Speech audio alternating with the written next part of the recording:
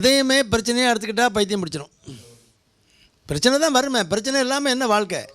பிரச்சனை இருந்தால் தானே பிறந்த உடனே அழ வேண்டி இருக்குல்ல, அது ஒரு பிரச்சனை தானே. மூச்சு விடுறதுக்கே வழி இல்லை, மூச்சு முட்டை அழுதால் தான் நமக்கு பிழைக்கவே முடியும். முதல்ல எழுந்த உடனே பிறந்த உடனே அதான் சத்தம் போட்டு ஓன்னு எழுந்து அழுதால் தான் எல்லோரும் சந்தோஷப்படுறாங்க. அதானே வாழ்க்கையே. இது தெரியாமல் சில ஆட்கள் வந்து என்னவோ இவங்களுக்கு தான் வந்த மாதிரி பிரச்சனையை பெருசாக்கிட்டு போகிறாங்க. ஒரு பிரச்சனையை திரும்ப திரும்ப சிந்திக்கும் போது மூளையில் நிறையா கெமிக்கல் சேஞ்சஸ் வருது. அங்கே சில கெமிக்கல் மீடியேட்டர்ஸ், அதாவது பேலன்சிங்காக 2-3 கெமிக்கல் மீடியேட்டர்ஸ் இருக்கணும். டோப்பமீன், செரோட்டோனின், அந்த மாதிரி சில கெமிக்கல் மீடியேட்டர்ஸ் இருக்குது. அது அந்த லெவல் படி கரெக்டாக இருந்தால் தான் மூளை ஒழுங்கான வேலை செய்யும். அது ஒன்று குறையா ஒன்று கூட போச்சுன்னா குண்டக்க மண்டக்கா வேலை செய்யும். அதான் பைத்தியம் பிடிச்சா அதான் குண்டக்க மண்டக்கா தான். இதிலே மேஜர் சைக்காட்ரிக் இல்னஸ் இருக்குது. இது வந்து அந்த மூளையினுடைய பேசிக் ஃபங்க்ஷனே மாறிடும். பேசிக்காக அது என்ன செய்யணுமோ அது செய்யாது, அந்த ஹையர் ஃபங்க்ஷன் போயிடும். இப்போ ஒரு இடத்துல ஒரு இது காரியத்தை செய்யக்கூடாதுங்கிறதுலாம் ஹையர் ஃபங்க்ஷன். மூளையில் ஒரு கண்ட்ரோல் இன்ஹிபிஷன் இருக்கும். இது செய்யக்கூடாது, எந்த இடத்துல செய்யக்கூடாது. இப்போ நடு ரோட்டில் நிற்கிறோம், அங்கே ஒன்று கிடைக்கலாமா? கூடாதுங்கிறது மூளைக்கு தெரியும். மூளையில் ஃப்ராண்டில் லோ பண்ணியிருக்கு, அது கண்ட்ரோல் பண்ணிவிடும். இடம் சரியில்லை, இங்கே அதை பண்ணக்கூடாது, அங்கே போ, மறைவுக்கு போன்னு சொல்லும், கமாண்ட் கொடுக்கும். ஆனால் அதெல்லாம் போயிடும், தண்ணி அடித்தவனுக்கும் போயிடும். அந்த ஹையர் ஃபங்க்ஷன் இருக்கு இல்லையா, அதை அதை கண்ட்ரோல் பண்ணுறக்கூடியது லிஃப்ட் ஆயிரும்.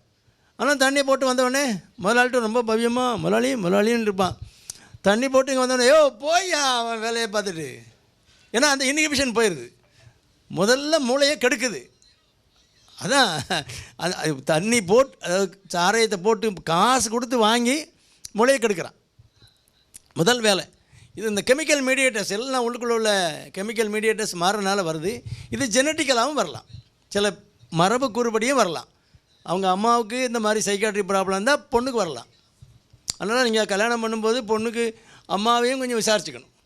அந்த மாதிரி எப்படி கல்யாணம் பண்ண உடனே எதாவது பிரச்சனைகள் இருந்ததா, மனதளவில் எதாவது பிரச்சனையாகி ஆஸ்பத்திரியில் சேர்த்தாங்களா, அந்த மாதிரி இருக்கான்னு கேட்குறதுக்கு பதிலாக தான் இப்படி கேட்குறோம்.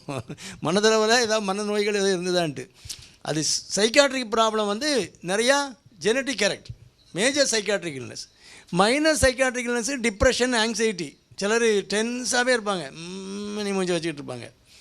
அதெல்லாம் கவுன்சிலிங், அவங்க மனசுக்குள்ளே நிறைய இதையே போட்டு பிரச்சனை பண்ணிகிட்டே இருக்கனால அந்த சின்ன மீடியேட்டர்ஸ், சின்ன சேஞ்சஸ் வருது. அதை கவுன்சிலிங் கொடுக்கும்போது கொஞ்சம் அவங்க மனசுக்கு சந்தோஷமாக இருக்கும்போது சரியாயிடும். இப்போ எங்களுக்கெல்லாம் ஏன் கிறுக்கு பிடிக்கலன்னா, நாங்கள் பாட்டு பாடிக்கிட்டே இருக்கோம், பாட்டு கேட்டுக்கிட்டே இருக்கோம், பாட்டு பாடிக்கிட்டே இருக்கோம். இது வந்து அந்த உள்ளுக்குள்ளே உள்ள அந்த கெமிக்கல் மீடியேட்டர்ஸ் எல்லாம் சரி பண்ணிடும்.